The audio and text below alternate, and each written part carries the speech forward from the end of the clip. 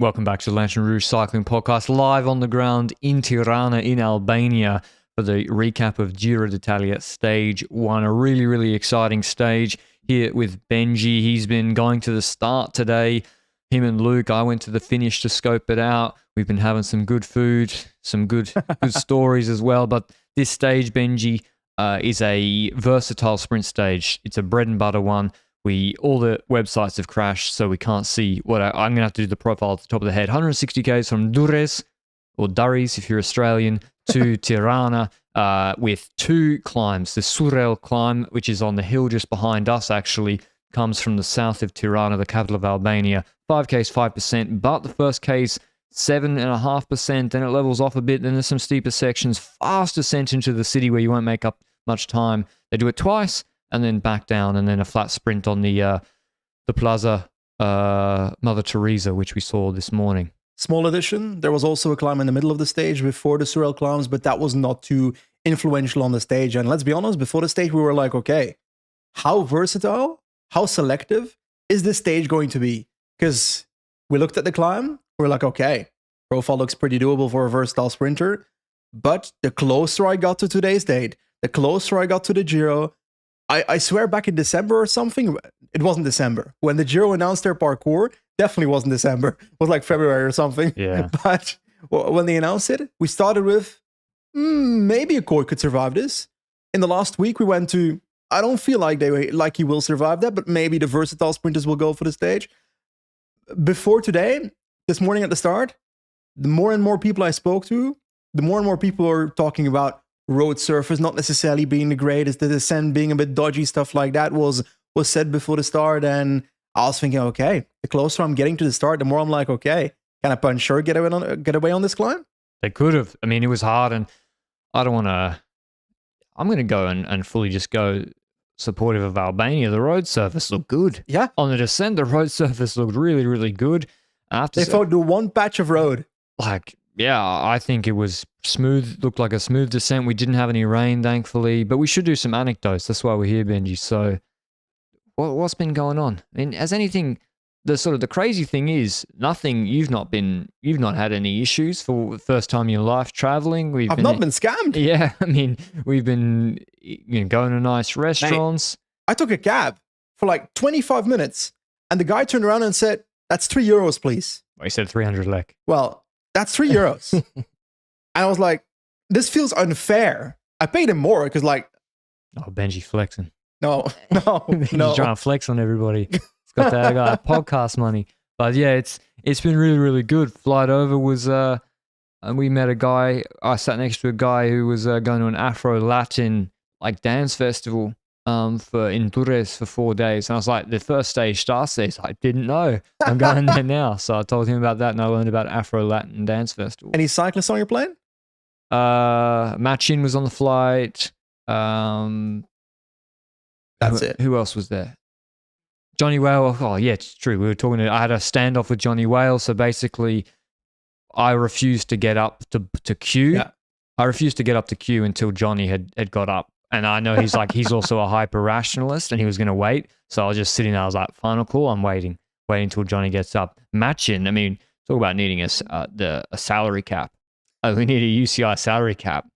UAE, he had priority boarding, and we're just chilling at the back. So priority boarding on Wizz Air. So they'll flex. He was flexing on us. I'm an LRTPer on the plane. But question about how do we call our viewers anyway? Lanterns? Nah. Has to be something more dodgy. Degenerates. I think is the official term for a number of years now.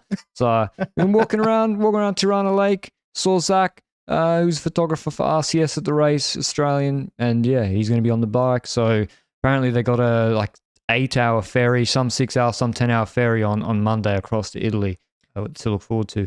And when I go to the Grande Partenza, this morning, for example, I went to the start of the stage in Durres, and I was like, okay, let's take a look at the bus zone, let's walk through it, let's talk to people, etc. What I noticed is that the pro team budget went up in the last 3 years, which is obvious, but it's been since Hungary, Budapest in 2022 that I went to Grande Partenza. Remember that Bargiani was there with a little van with umbrellas above the riders, or failed to have umbrellas above the riders in the time trial warm-up? Not even got yeah. a proper bus here. Really? Oh, well. Budgets are out of control, like I said. Protein budget. You gotta thin it down, mate. Last story time was, we went on a tour through an ethnographic museum in Tirana, which was really, really good. Learned about the wedding ceremonies, the order, which is like the hall where the room in people's house where they receive visitors. And so it's actually been really, really good. I mean, I think if you want to have the foreign grande pas or grande partenses, they usually kind of, I don't know if they're worth the money for the countries, but I mean, most of the people that go there then have a positive experience. I'll be honest, I have not seen the biggest amount of people here for the... the local population has no idea the race is on. They don't care about the Giro d'Italia. That being said, I enjoyed interacting with everybody that was here though this morning. But anyway, we should get into the racing a little bit because there was a race on today. We had a breakaway. Taco. Burrito. Was in the breakaway. Alessandro Tonelli of Polti Cometa. Manuele Tarozzi, the man that is always in the breakaway in these races. Tirreno, Giro, etc. He's always in the break. UAE Tour. Alessandro Vere, Climby Boy on Arkea. And Sylvain Moniquet of Cofidis, who probably tried to go for KOM points, etc. Tonelli's on Polti. I thought he was always in the break for Bardiani. I think I reckon he was on Bardiani back in the day. He is a professional Giro break merchant on sprint stages. This could be very wrong. Is Tonelli the dude that won a Tirreno stage for Bardiani? Or am I completely inventing that? When the two Bardiani boys rode into a roundabout and one of them rode wrong, and I might be inventing a stage at this point. Anyway, the chat will correct us. Yeah, he ain't won no Giro stage. Okay, well, Tirreno I thought, but it doesn't matter. Valenciana. Close it. That's it. Yeah. Close enough. Almost the same. Yeah. Same country. Almost. Anyway, that break was up the road. Gotta say, I heard some rumors. We were on the road at that point that the Red Bull KOM was not exactly the most impressive thing in the world. So basically, if you don't know, there was this glorious announcement before the Giro started that it was a Red Bull KOM. In the end, it's basically an intermediate sprint with Red Bull advertising on the sides in the last kilometer towards that intermediate sprint. And that was taken by the breakaway. I think it was Tarozzi, but gotta be honest, I'm not too sure about that. I sometimes feel like the closer we are to the race, the less we know about the first part of the race. So we ended up watching the entire final of the race, though, including the last two Surel climbs in front of our little screen here. And we immediately saw that in the peloton, two teams were taking control. Was it Visma and Little Trek? Yes. I think Kruijswijk was pacing all day behind the breakaway, so they were confident in either Kooi or Van Aert. And before the race, I think maybe after we did the preview, Van Aert came out and said he'd been a bit sick before the race, but obviously confident enough to have Kruijswijk pace, or maybe confident that Kooi could make it over the final climb, which we always thought this is a versatile sprint stage. Maybe some sprinters can survive. Yeah. But before we get to that first rep of the climb, a word on our sponsor for today's episode, Pillar Performance. You remember them from the Vuelta last year, the Giro, I think, last year as well. Pillar Performance are back. Can you hear that, Benji? I can hear that. Can the people hear it? They can hear it, I think. I'm running out. I'm dangerously low on Pillar Performance's triple magnesium. I know many of you have tried it before, and it helps my sleep tremendously. I packed it on our way to Albania. I won't travel without it, particularly when I'm traveling. I need to keep on top of my sleep when it's a little bit disrupted in new places. And my sleep the last year has been part of getting back into good shape, actually locking down my sleep and improving not just my habits, but also when I am sleeping, making sure I'm recovering in my sleep, getting good quality sleep. And Pillar's triple magnesium, informed by HRV expert Dr. Dan Plews, is a non-negotiable part of my nighttime routine. I take it 30 minutes before bed, increases my REM and deep sleep. I feel better even with the same amount of hours of before because it's packed with a high dose of magnesium glycinate. It's batch tested for all of you athletes out there. And if you would like to try it, head to pillarperformance.shop, or for North American listeners, go to thefeed.com and use code ROUGE for 15% off all first purchases. That's code ROUGE, ROUGE, for 15% off all first purchases. And yeah, I can really recommend Pillar's triple magnesium blend, which many athletes take, sponsored or not sponsored. They buy it themselves, and I can't I can't go without it now. And it's empty as well. You know why, Benji? Pointing at her. She's off camera. She steals it. Miss Rouge steals it. Yeah. She steals the triple magnesium. Yeah. It's not, yeah. So anyway, it's good enough for her to steal. It's good enough for you to try. Okay, Benji, first climb. Yes, sir. Talking about athletes, we've got a team coming to the front that looked like they were on fire today. And we see Little Trek taking control. Don Holle being the first to do so. And I'm like, okay, Don Holle is known as on paper, a ruler in the team. Has been part of a lead out, has been part of the classics, stuff like that. Pacing quite a bit in the past few years for Little Trek. And we see him on the climb, the first two-rail climb of the two. So the last two climbs with about 35 kilometers to go. And we immediately see that the peloton starts to stretch a little bit. You said it before, first part of the climb, a bit more steep than the last part of the climb. I feel like towards the end of the climb, there was also another steep section, but we'll get to that in a bit, because when Holle was spacing, we saw riders dropping. A few riders left and right. Bart Lemon was a bit surprising that he dropped so early. Sam Bennett, not surprising that he drops on this stage, in my opinion. No, I was surprised. On the first climb, I was surprised. Like, how Bennett many was people? Bennett was dropping first climb. Yeah. Koi, first climb, gone. I thought first climb, they'll do it like 10, 12 minutes, 5 watts per kilo in the wheel, which the sprinters can do. They can do 400 watts for 10 minutes. And then the last climb, they'll get dropped. They'll get dropped probably last climb. Maybe I underestimated how hard this was. First climb, they were gone. So Trek put their stall out, and from 40 Ks to go, they just bossed this stage and made it really hard. Not just Bennett, not just Koi. Paul Magnier also dropped quite early. Obviously, he's had injuries, I think, still since the last stage of Tirreno. I think he had a fracture there and had to come back from that. But he's here, and he dropped on the first of the two set-out climbs. A bit disappointing in that. After that, we saw Holle go off the front a little bit. Patrick Conrad taking over for a bit, but that was towards the end of the climb. We still saw some trouble, I feel like, in the group with some riders. Was it Vendrame was struggling towards the end of the climb and so forth, which is a rider that you wouldn't expect to drop here, or...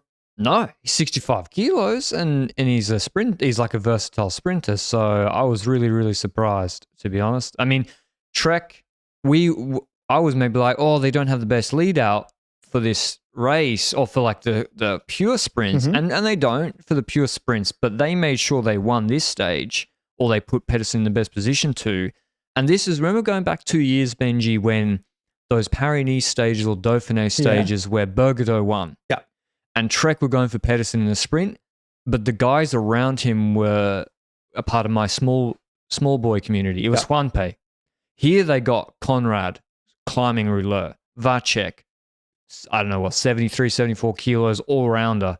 Holle is climbing a lot better this year. Chicone is the exception. He's a bit smaller. Who else they got? Søren Krag. They got like these really strong, or Verona, another 72 kilo climbing rouleur, and these guys can put such a hard pace. There's going to be there was no attack. There was no puncher attack, because how could they? Exactly, especially on the first climb. We'll see on the second climb, but in hindsight, well, it's not even a hindsight comment. I felt like Little Trek was always going to try and make this stage as hard as possible to make it a Pedersen stage. And in my opinion, Visma Leasebike should have never even paced in the first place. I understand that they might want to do that, but I don't see the value in that, because if you're going to spend your domestiques in the first 70% of the stage, then that means that Little Trek is maybe spending a little less energy on their relay at the front of the peloton to try and keep the relatively controllable breakaway controlled. But anyway, that to the side, we've basically come to the top of the first of the two Surel climbs. Van Barle goes over the top with Wout van Aert in the wheel. Still looks okay, although he looked like he was suffering a bit. Pedersen also wasn't overly comfortable on the climb. Like, it was a hard tempo. But there's this part from this first Surel climb to the second Surel climb. It's basically 5K descent, 10 kilometers flat is how I see it. And we are in the valley now. And I see Wout van Aert completely at the back. I'm like, okay, that's not the position you want to be in once the last climb starts. But we get to the last climb, and we get on that second Surel climb. He's back in position. Wout is back near the front. He's well positioned. In this whole time, Little Trek has been well positioned. Holle took over in the valley again after Conrad did work on the top part of the Surel climb, the first one. And then at the foot of the second Surel climb, IPT storms to the front and starts spacing a bit for, I would guess, Corbin Strong. And then we see EF moving up Carapaz, all the GC riders moving up the riders, but then it goes back into formation. Little Trek gets to pacing again. Verona starts pacing. And that's when we see the even more versatile sprinters in Vendrame, but also Caden Groves dropping. But were you surprised that there was a German man on Astana surviving that long? Max Kanter survived longer than Caden Groves. Max Kanter he almost survived this. Yeah. Because basically this climb, I'm making things up. I was about to say, no, if you made it over the first 2Ks, you survived by definition on the shallow section. Not true at all. This turned into like Poggio Cipressa style climb where Trek had Verona, who's so strong, so big. He's pulling 500 watts probably on 5%, 5%. If some small guy or some guy drops the wheel in front of you through a corner, and you could see when they had the side on images, they were going so fast, it's over for you. And yeah, Trek just had it in a line. I was thinking even on the first rep, if they lose control, Trek, then there could be an attack of a Del Toro, a J Vine, a puncher style. I mean, they were suffering. Everyone was suffering just trying to hold the wheel. Especially when another rider from Little Trek hit the front. After Verona, Ciccone started pacing.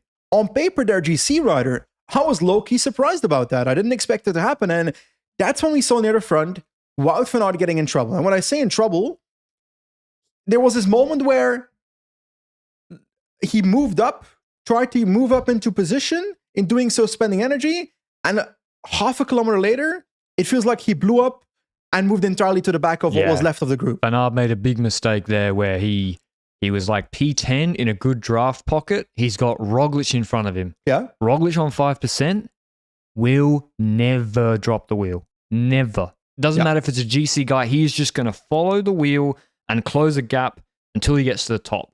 And Ciccone started to pull really hard. And as Ciccone started to pull really hard, Van Aert tried to move up there in the wind. That was a mistake. He didn't need to do it.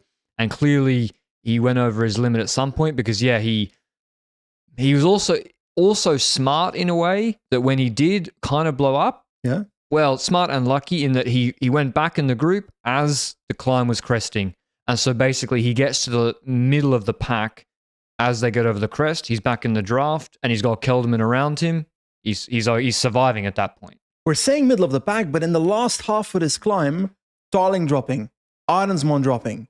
Arensman, it's a bit of a classic, to be honest. Like the first week of a Grand Tour, he tends to have these stages that are like either versatile sprint stage or a random hill stage where Arensman on a Mur de Bretagne stage, for example, that's the kind of stage where I'd expect an Arensman to lose time, you know? Like that's what I see happening. So it's not a major surprise to see it happening to Arensman today. But at the end of the day, it's a major cost. I think he ends up losing 1:30. 1 minute 30 at the end of this stage. He wasn't the only one. We've got Derek G dropping as well, ending up in a second group too where IPT keeps on pacing. He lost a minute. A minute. On a versatile sprint stage, basically. This is a stage you could say Derek G could take bonus seconds on or win. Yeah. Like in a late attack. I mean, it's a 5% climb. He's a big GC rider. It's a Gregoire stage. It's those sort of guys, and I would maybe expect a tiny like an Ivan Sosa type GC operator. Yeah, Clement. Actually, he's good on the French circuit. Respect Clement. I would maybe expect a smaller GC rider to have a problem, but it was the bigger guys. We're here. It's not that hot. Like it's 20. It's pleasant. I mean, it probably on the climbs it's warm, but it's not hot compared to where they would have been training in Spain. It's not that hard a stage. It's 2 climbs. They could have gone to the cars and cooled beforehand. So 160k stage. I don't know. This is an Arensman. This is what he does. But I was surprised that throughout this entire climb, I had trouble finding UAE riders. I still don't know where Adam Yates finished at this point. Yeah. Partially because First Cycling and PCS were down when we started this podcast. No official results yet, Luke. There are official results on Giro. Where's Ricardo? Where's Adam Luke? Richard? Where's Ricardo? Anyway. While Luke is looking up, UAE, out of position in the group, not necessarily bad as long as you can stay with the group over the top. They looked ropey. They reminded me a little bit of stage 1. And this is what I said, because Baroncini full dropped. They don't have that proper climbing rouleur. Soler. Yeah, Soler. Exactly. You see on this sort of stage, Pogacar's got Grossschartner and Soler fully dedicated to position, and they're entering a good position. UAE had 5 in the group. So we say they look ropey, but they finished with 5 in the group. Yeah. And then Del Toro was on a gap though. Jay Vine was also in the group. So, but anyway, we get to the top. Wout van Aert is over the top. As you mentioned, Kelderman is bringing him back to the front. So Wilco offering up a potential top 10 position in the sprint, in a stage, which he's collecting them, top 10 position. He's offering it up for his teammate. Not in sprints. Okay. To be honest, there was barely anyone over 10 riders in the group at the end. But it was a ride to the front by Kelderman, and we go into the descent, and we haven't spoken about the descent that much earlier either after the first loop of the Cyril climb, but the descent is, yes, it's turny. There's quite a few corners, but it looked like the road surface was actually good. You said it earlier at the start of the podcast. It's like I swear, from the airport to where we are staying, we were literally riding on gravel roads onto the highway at a certain point. The main street they're finishing on is through like the main political area of the city. So it was, of course, it was a really good road surface. It looked like a perfectly good, like wide turns. Yeah, the descent surface was really, really good. So to be honest, there's no complaints for this stage at all. I thought it was, actually, this is really good stage design where you have a thinned out group sprint. You still have a sprint. You still have lots of riders in the mix. You still have attacking opportunities, which we did see some guys attacking. Piganzoli attacked, I think, another rider, maybe Rubio or some Conchi, I think, for Astana tried to attack and anticipate, because Trek, we should go back to Trek. They've got 2 guys, Vacek, Chiccone's not pulling as much. I'm trying to look through who else finished in their groups. So, yeah, it's just Vacek and Ciccone. So they want to do the lead out with Vacek, and they play it perfectly. They surf a little bit off wheels with Ciccone, and then... I'm going to interrupt you. We got to mention the crash. Oh, yes, jeez. Crash in the descent. Vine looked to be the one crashing first, is that correct? Landa. Was it Landa first? Landa, and then Vine was braking, and then he's about to crash into Landa, and then Strong hit him from the back. Okay, so Vine might have actually kept it up if it wasn't for... Well, then again, it's he might very not hard have crashed to avoid. as heavily, but Landa, I'm pretty sure, crashed first, and he went over... It was like, a fast left-hand bend. He just probably ran too wide. I don't know if he slid out, and then there was just a drop off into some steps where some shops were, so it was just a bit of a drop onto some concrete where the pavement was, and instead of sliding out on the flat, he slid out and down, and Landa looked like he broke his collarbone or something. I think so too. Very unfortunate for the race. I was hoping for Landa to be one of those spicy attacking GC riders in week 3, especially on the super mountainous terrain. It's such a shame. It's not the first time Landa crashing out in the first week of Grand Tour, and it really hurts to see that. I think he's out of the race. I haven't seen he's out of the race. Okay, well, shit for the race. I'm sad about that, genuinely. But safety assessment for a second. Riders have gone through that descent already. I will say, however, I would have liked to see padding on that giant pole on the exit of that corner. That's my personal opinion. Regardless of whether the riders have hit it, we're in the last 10 kilometers of a versatile sprint stage. It did seem like a corner. Yeah, a few riders had an issue. Another rider then crashed into them afterwards, I think. So there was like multiple crashes in that corner. I don't know if it was related to a rider seeing the crash and then freaking out. But Landa's out, unfortunately. And we have the lead out. As I said, some attacks all closed down, controlled by Trek really, really well. It's not easy to do this. And they then begin the lead out with Vacek progressively. There's a left-hand fast turn with about 450 to go. Vacek goes through that first. There's a fight with Aula, who's taken the wheel of Pedersen off Van Aert. Van Aert then slides up and takes it back off Aula on the straight with 300 to go. And then Pedersen launches about 200. Vacek does leave him in the middle. So he didn't leave him in the perfect spot with just space to the barrier. But Pedersen jumps. Van Aert gets into his wheel. He and Aula have I would say, a clean fight for the wheel. Van Aert squeezes through. He opens his sprint. He's going to come around. And this is a sprint of Pedersen, Benji. It's like, there is no change of pace. Yeah. During the 15 seconds, it's just the same speed. And then Van Aert hits the wind and then starts to slow down, but he's coming, and then maybe Pedersen. And then, to be honest, Pedersen wins easily. He wins by about a wheel ahead of Van Aert to take the Maglia Rosa. Van Aert second, or Luis Aula third. Really good result from him. Busato fourth, best result of his career, I think, on Wanty. Pidcock fifth, following the draft. Ulisi sixth, Carapaz seventh, of course. Poole 8th, Conchi 9th, Piganzoli 10th. That tells you all you need to know about this stage. It's basically 2 real sprinters, a very versatile sprinter who's good in positioning like Aula, and then GC type guys under 65 kilos who are happy to brush shoulders and get in the mix, basically, who follow in the draft. It was reduced. It was reduced. It was still 36 riders, though, which that is very reduced for Oh, yeah. But it also means that I wouldn't be expecting G and Adamsman and so forth to really lose a minute and a half on a stage like this. That's a major amount of time loss. Benji. A minute and a half. Then again, last year might have fought in the race. This time he's here for Roglic as their leader. And Roglic didn't lose any time. Ayuso did not lose any time either. So the big two are still present. We lost Landa, which is a big hit for the race, in my opinion. Bernal finished in the first group. Carapaz finished in the first group. The Yatesy boys also finished in the first group. So outside of Landa, G and Arensman, the other GC riders, in my opinion, made it to the front group. So that is also good to see for the rest of the fight of this. But question, we've seen this first stage, first style sprint stage. Does this change our mind towards stage 3? Which for sure. That has a proper mountain. Was it 7% for 10 kilometers? 10.5K, 7.5%. But after 30 kilometers of relatively flat. That's a lot. 20, the descent 25Ks. 25Ks flat with some still a fast descent.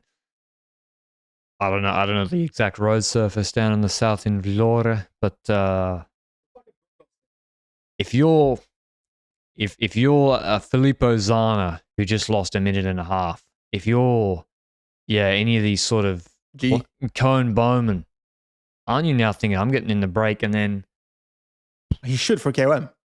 Are Visma going to control again? Like Van Aert was weaker than Pedersen on the 5K 5% climb.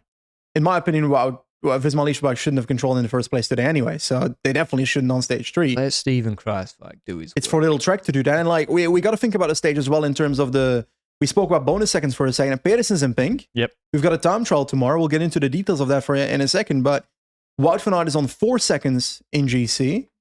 And Tarling's gone. Exactly. Tarling lost a minute 30, so I thought Tarling was going to stay in the group today at least and then take pink tomorrow with the stage.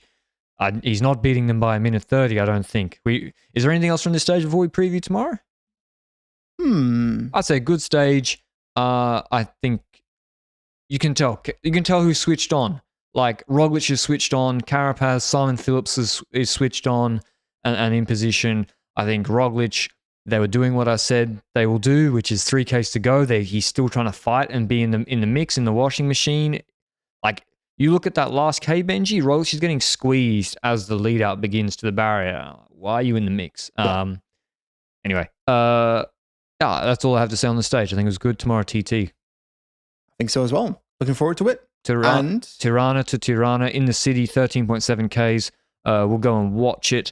They go up the little hill at the back of of Tirana Park, just here where there's a big lake, a nice lake, and they do an out and back on the hill pretty much. So it's flat. A city circuit though, I think it'll be pretty far. It'll be fast because it's so flat, but also there's quite a few turns and also like dead turns. Like they literally just do a 180 degree and come back around again. But 3 U-turns or 2? 3. 1, 2, 3. 3 more or less U-turns and some other 90-degree turns. So yeah, quite a few U-turns. There's a 1.5K. It's really a K at 6.5%. That's a decent enough climb before, 14 Ks. Pedersen's not a bad time trialist, Benji. Yeah. And also when he's motivated, he's not just going to give the Maglia Rosa away. He's also been stronger than Van Aert today. I agree, but it's 4 seconds. 4 seconds is the amount that you'd expect Wout van Aert to take on Pedersen tomorrow. But I agree. This is going to be close either way. Is there anyone else that comes to mind? Roglic? You don't believe in it. First week Roglic time trial? Ayuso? Roglic looks sharp, but what I mean, Pedersen lost 8 seconds to Dennis in the San Benedetto del Tronto TT in 2018. That's a long time ago, but like on a flat, this is 14 Ks. It's going to take them 16, 17 minutes. He can do a good TT, and Van Aert's going to need to be in top shape to take the Maglia Rosa. Are we still going Tarling? Yes. For the stage? You're not? I think Roglic looked good. I Thing is, on paper, you'd say Tarling wins, Wout van Aert is close. Did Tarling drop earlier today than you'd expect? Yes. No. Yes, but also relative to who else was dropping, no. Yes. What, you expecting to make a group of 35? A group of 45, 50, but he was earlier than that, in my opinion. You're right. I was expecting him to last a bit longer on this. Yeah, true. On this. But like, how do we expect Ayuso to fare? Because hasn't he won his last 2 time trials? Yeah, I mean, maybe I'm missing Ayuso. I'm feeling less bullish on Tarling now, and I'm trending more towards, Ayuso, Roglic type guy. He didn't win his last 2 time trials. Lost from Ghana in Tirreno. Won the Skoda Luxembourg ITT last year, but let's be honest about it. Not the most. Actually, it was against Pedersen and Tiberi. So then again, Tour de Luxembourg is not exactly the race that everyone peaks for throughout the season. So I don't think we can use it as the actual indicator here. But it's like, I felt like Ayuso in Grand Tour time trials has always been slightly worse than I expected him to be. Whether it's at the Tour de France or that Vuelta in the past. No? I can see you think. I can hear you think. To be honest, I just sort of, I look at their TTs, I have massive recency bias, I then remember the most recent one, I then try to put 2 data points together, and I'm like, that's their whole career. I know I'm always guilty of doing that. Okay, I got to have final pick. I'm going with Roglic. I'm going with Tarling. Okay, Tarling will be the favorite, and Malia Rosa? Wout van Aert. Or Ayuso. I'm going Roglic. I'm going Ayuso, Malia Rosa. No, because it's not necessarily between Pedersen and Van Aert. If someone else wins, they only took 10 and 6 seconds. You were the one on the preview podcast. Yeah, Benji, I'm telling you, this is my game. You do the preview, you do 1 pick. Then you do the daily preview before the stage with new information, different pick, completely different pick, and then like you got to double the chance of being correct. And after the race, regardless of who of the 2 it is, you'll be like, I picked that guy. Exactly. This, it's a genius strategy. So I think it'll be good. TT tomorrow. Weather looks all right. Maybe a little bit of rain actually, which could be pretty slippery. It was pretty dry today. I went and checked, and there's like a fair bit of dust about, so it could be slippy. But there's going to be guys like G is in a way, even though he lost a minute, but some other guys, you're in a way different slot now because you've got 50 guys ahead of you. So, yeah, anything else to say, Benji? Not necessarily. I'm looking forward to the second stage. We enjoyed Albania so far. I reckon tomorrow will be even better because being in person at time trials is really fun. TTs are great, yeah. It's like, how can I compare this to?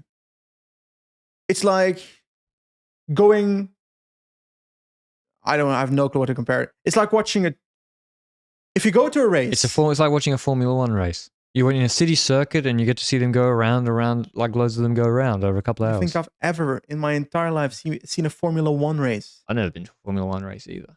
Then why are you yapping like it? Can't go from car decides who wins. Okay. Yeah, that's it for today. We're not big Formula 1 fans, obviously. Thanks for listening as always. Go check out Pillar Performance Triple Magnesium. Grid penalty. Grid penalty if you don't go and buy some Triple Magnesium for Pillar Performance. And we'll see you with the Giro recap. Stay tuned tomorrow. Ciao, ciao.